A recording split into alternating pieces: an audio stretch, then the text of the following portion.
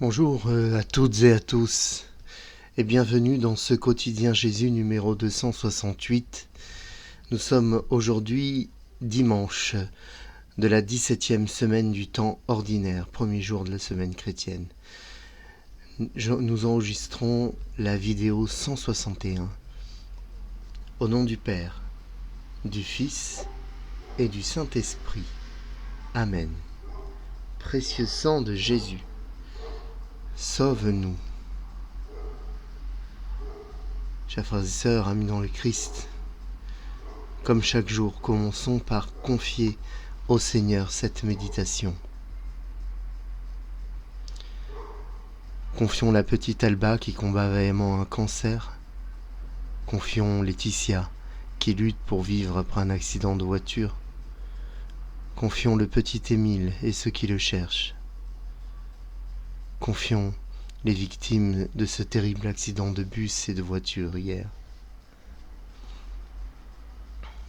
à Mézières-sur-Seine. Confions les enfants victimes d'abus.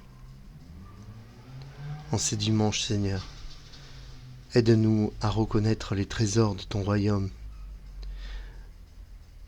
seuls qui comptent sur cette terre, à ne pas les perdre, mais à en prendre soin, à mettre toute notre énergie pour les sauvegarder et leur donner une valeur sainte et évangélique. Seigneur, écoute-nous. Seigneur, exauce-nous. Seigneur, écoute-nous. Pardonne-nous, Seigneur, car nous sommes pécheurs. Je confesse à Dieu Tout-Puissant et je reconnais devant vous, frères et sœurs, que j'ai péché, en pensée, en parole, par action et par omission. Oui, j'ai vraiment péché. C'est pourquoi je supplie la bienheureuse Vierge Marie, les anges et tous les saints, et vous aussi, frères et sœurs, de prier pour moi, le Seigneur notre Dieu. Que Dieu Tout-Puissant nous fasse miséricorde, qu'il nous pardonne nos péchés et qu'il nous conduise jusqu'en sa vie éternelle. Amen. Seigneur, prends pitié. Ô Christ, prends pitié. Seigneur, prends pitié.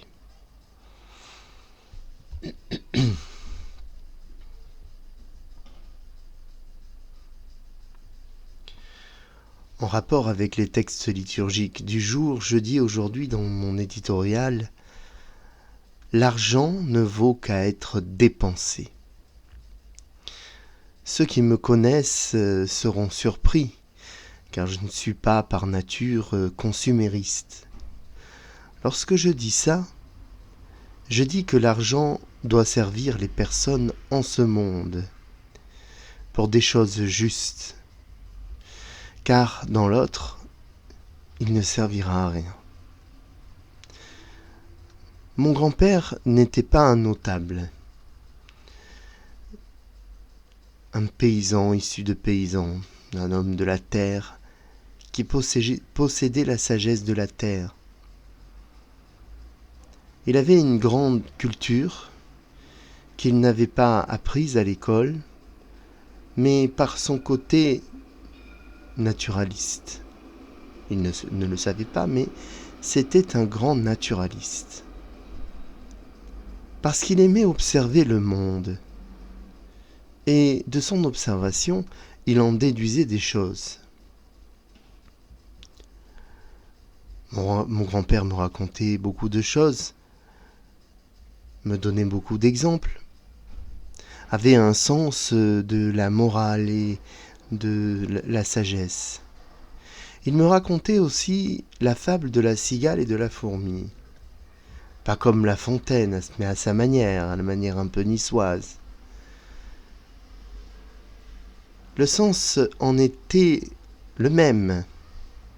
Cette fourmi qui amasse tout l'été, et cette cigale qui chante et danse, puis cette même cigale dépourvue l'hiver, qui demande l'aumône à la fourmi prévenante. Cette cigale n'obtient que sa moquerie. Cette fable n'est pas chrétienne. Si l'œuvre de la fourmi est importante, son comportement d'avarice à l'hiver la dessert. Quant à la cigale, peut-on vraiment lui reprocher de vivre les jours heureux alors que nul ne sait ni le jour ni l'heure ? Le trésor amassé, s'il ne sert que pour un, ou même deux, il ne vaut rien. Comme ce blé entassé dans des hangars et perdu une fois le cultivateur mort, puisque personne ne connaissant son existence, oui, il nous faut être prévenant comme la fourmi, mais pas trop. C'est ici, c'est maintenant que se vit le royaume de Dieu.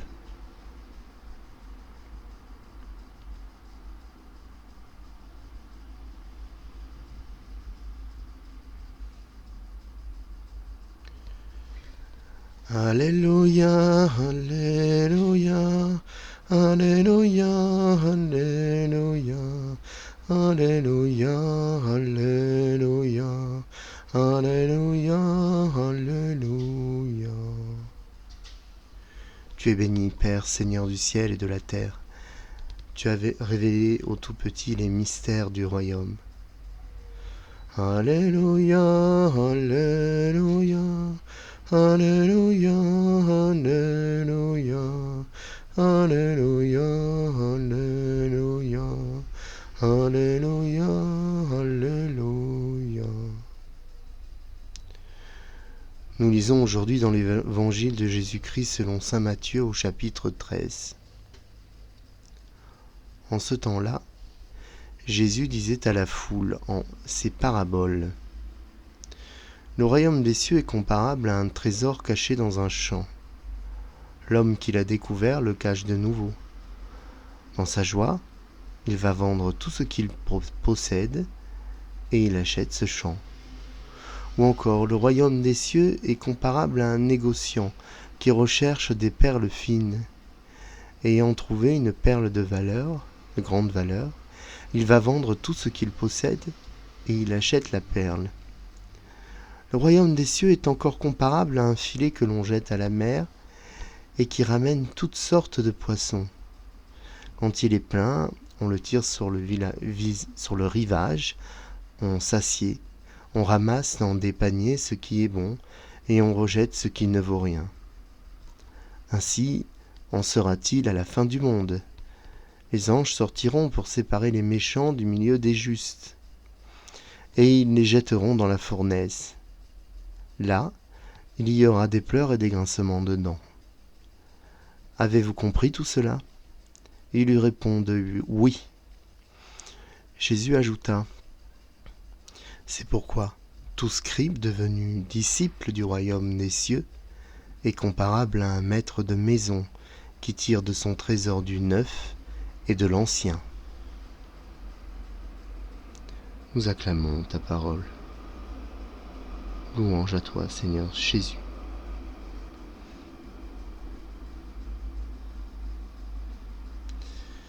Ces textes du dimanche, ces 3 textes du dimanche, n'ai lu que l'Évangile, nous parlent de ce qui est précieux, et au-delà même de ce qui est sacré, et au-delà même de ce qui est si important qu'on le protège.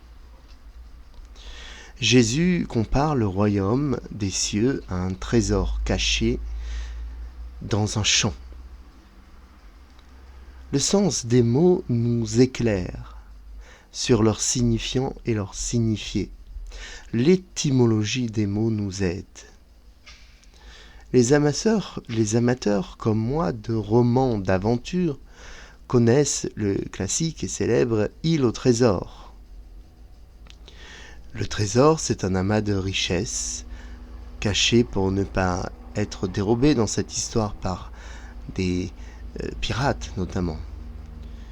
Depuis les siècles, de nombreux chercheurs de trésors ont parcouru la Terre sans forcément avoir de résultats et de succès. Le trésor, c'est à la fois un quelque chose et un endroit. quelque chose, de l'argent, de l'or, des livres anciens, des bijoux. Un lieu, celui où est stocké le trésor, est mis en sécurité. N'appelle-t-on pas trésor public l'argent de l'État, le lieu et l'institution qui en prend soin? Ici, le royaume des cieux est bien à la fois cette richesse qu'est la parole, qu'est le verbe, et ce champ dans laquelle elle est protégée, cette richesse de la parole. Ce champ inconnu que l'on découvre. Et donc dans lequel elle est cachée, mais elle n'est pas cachée pour être sauvegardée ou pour être cachée des personnes, mais au contraire pour être dévoilée lorsqu'il le faudra. Celui qui l'a découvert sait ce qu'il a découvert et le cache à nouveau et va jusqu'à tout vendre, changer de vie pour acheter le champ et continuer ce travail de veille.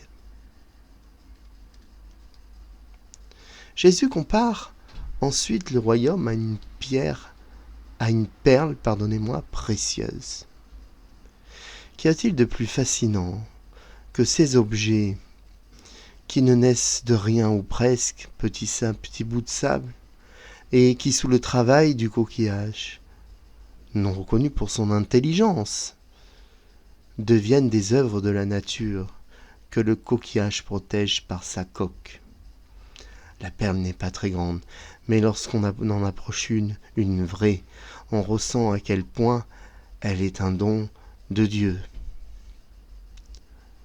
Le royaume est bien un don de Dieu, mais s'il nous est donné, il ne nous appartient pas. C'est plutôt nous qui lui appartenons. Il faut être prêt à vendre à tout vendre pour pouvoir acheter cette perle et qu'elle n'aille pas ailleurs dans de mauvaises mains. Le royaume des cieux est précieux, précieux et sacré, et son trésor ne se monnaie pas, ne se calcule pas, et nous offre une chose impensable, la vie éternelle, dans la plénitude des temps et dans la justice, la fin de la mort. Est-on d'accord pour tout vendre, pour vendre tout ce que nous avons? Est-on d'accord pour tout lâcher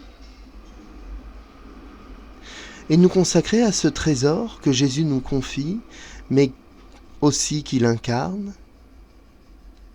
Le royaume se mérite et le royaume s'obtient aussi par la grâce, par gratuité.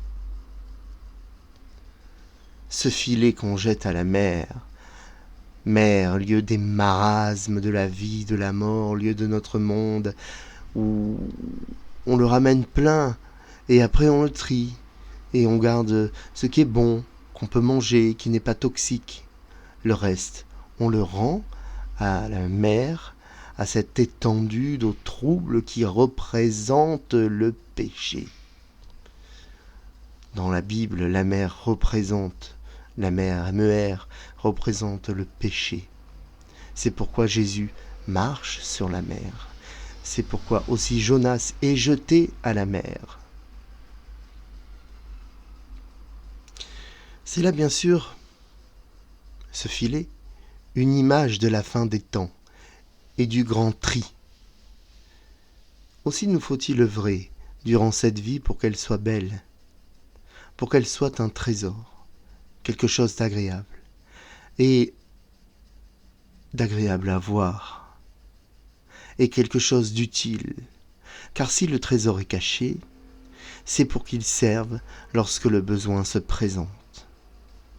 le scribe, c'est-à-dire le lettré, celui qui aura été formé pour le royaume des cieux, celui qui en connaîtra les lois, en somme celui qui connaîtra la parole, le verbe, celui qui aura accès au trésor. C'est l'Église en somme. Celui-là saura en tirer ce qu'il faut. Et dans la grande sagesse que Dieu lui aura donnée, il sortira des choses nouvelles, issues de cette annonce qu'est l'Évangile, mais aussi de ce qu'il y a d'ancien et qui ne doit pas disparaître. Jésus n'a pas dit « je suis venu », nous a dit « je ne suis pas venu abolir, mais accomplir la loi ».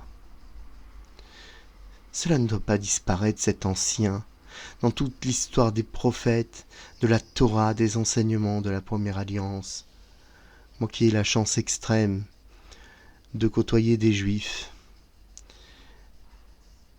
je suis enseigné par eux sur les Écritures et sur notamment, évidemment, la Torah et ce qu'on appelle nous le Premier Testament.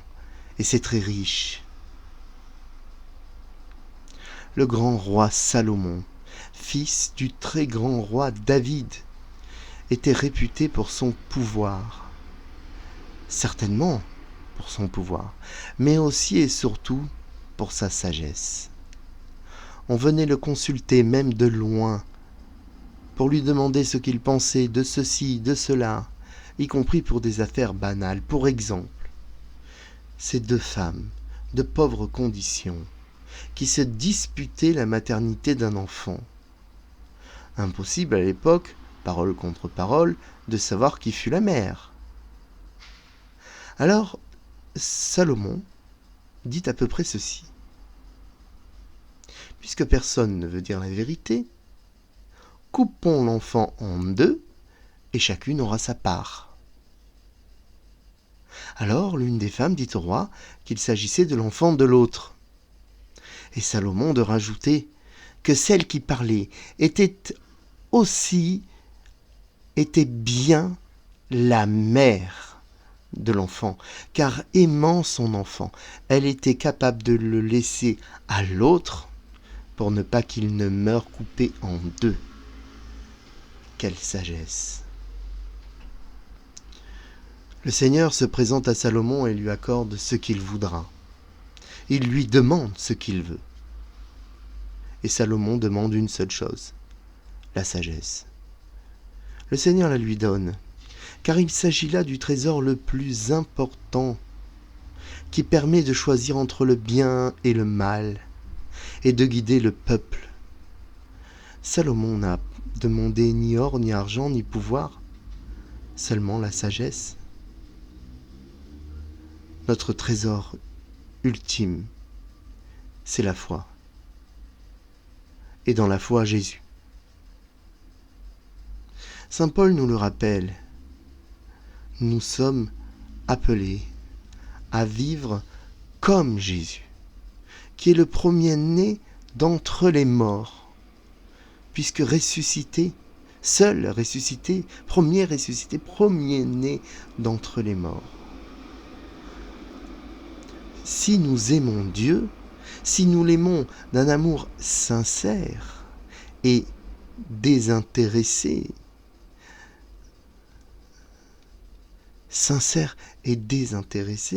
alors Dieu nous donne ce qu'il faut, le trésor de notre vie, l'amour, qui nous rend heureux et libres.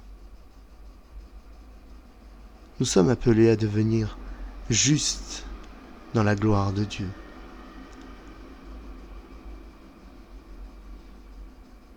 Juste dans la gloire de Dieu. Quel plus grand trésor peut-on trouver? Il mérite bien qu'on en prenne soin, qu'on le mette à l'abri et qu'on le distribue le moment venu pour justement faire vivre la gloire de Dieu. Amen.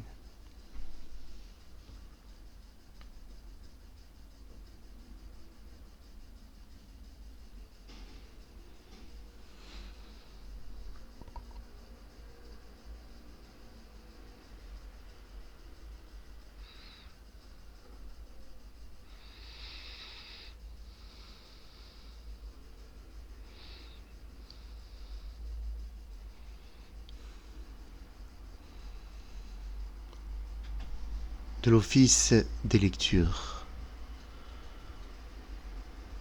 Homélie de Saint Jean Chrysostome sur la deuxième lettre aux Corinthiens. De nouveau, saint Paul aborde le thème de la charité en modernant la sévérité de ses reproches.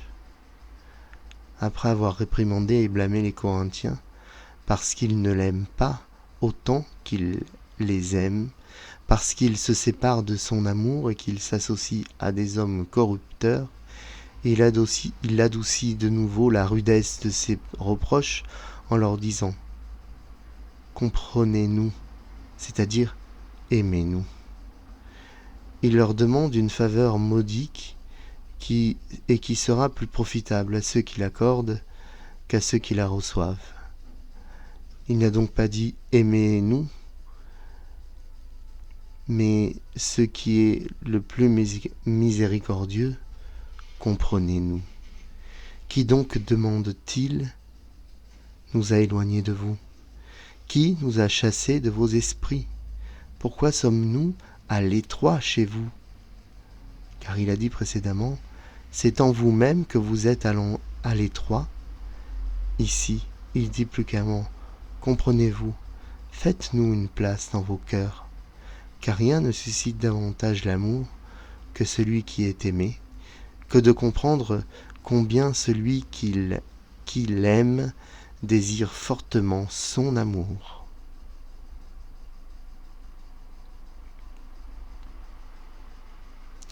Ensemble, prions le Magnificat, prions Marie.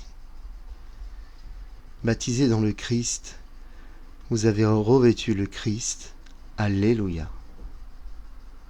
Mon âme exalte le Seigneur, exulte mon esprit en Dieu mon Sauveur. Il s'est penché sur son humble servante, désormais tous les âges me diront bienheureuse. Le Puissant fit pour moi des merveilles, saint est son nom. Son amour s'étend d'âge en âge sur ceux qui le craignent. Déployant la force de son bras, il disperse les superbes, il renverse les puissants de leur trône, il élève les humbles, il comble de biens les affamés, renvoie les riches et les mains vides, il relève Israël son serviteur, il se souvient de son amour, de la promesse faite à nos pères, en faveur d'Abraham et de sa race à jamais. Gloire au Père, au Fils, au Saint-Esprit, au Dieu qui est, qui était, qui vient pour les siècles des siècles. Amen. Baptisés dans le Christ, vous avez revêtu le Christ. Alléluia. Intercédons en prière des vêpres. Adorons le Christ Seigneur. Il est la tête, nous sommes les membres de son corps. Vienne ton règne, Seigneur. Christ, ami des hommes, tu as établi ton Église signe de salut pour les peuples, qu'elle soit fidèle à sa mission. Vienne ton règne, Seigneur. Tu veux rassembler tes frères en un seul corps, avive en nous le désir de l'unité. Vienne ton règne, Seigneur. Garde en communion le pape et les évêques, qu'ils servent ton peuple au milieu des nations. Vienne ton règne, Seigneur. Accorde au monde la paix. Fais-nous les artisans de ta justice. Vienne ton règne, Seigneur. Ta résurrection nous a ouvert les portes de la vie, qu'ils entrent ceux qui ont mis leur espérance en toi. Vienne ton règne, Seigneur. Prions à toutes vos intentions de prière.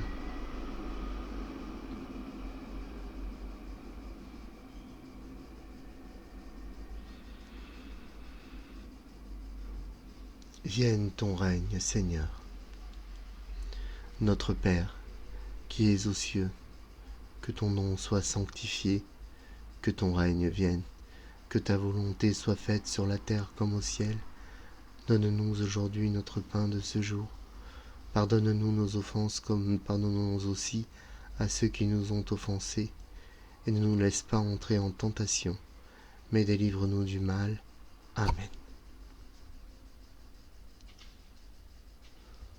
Oremus. Tu protèges, Seigneur, ceux qui comptent sur toi.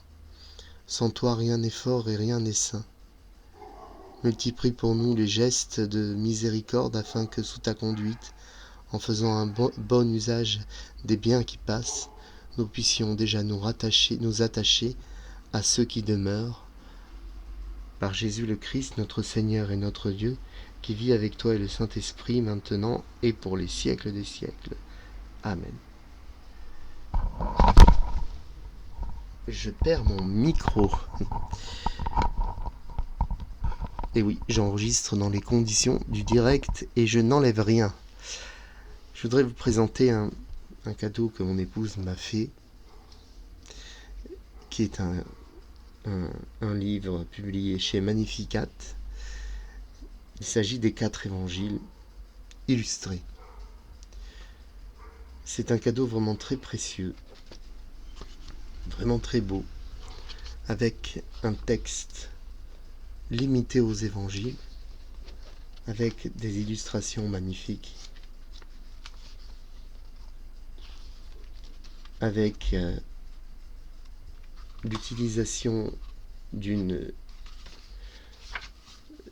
vous voyez par exemple la première page de l'évangile selon saint Matthieu, et donc Magnificat a utilisé la traduction du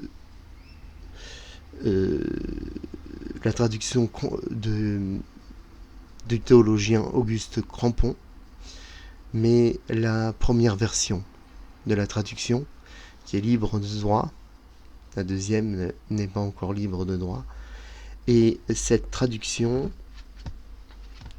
est assez intéressante parce que nous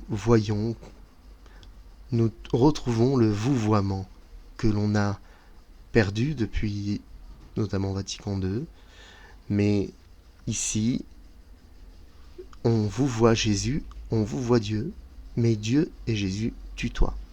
C'est assez intéressant, c'est une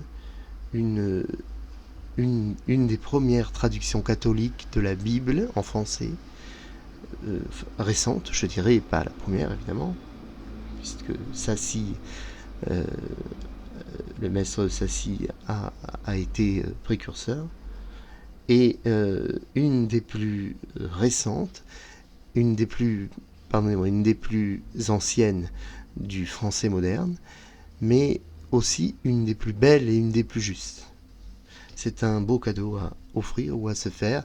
Ce n'est pas de la pub, c'est simplement un coup de cœur.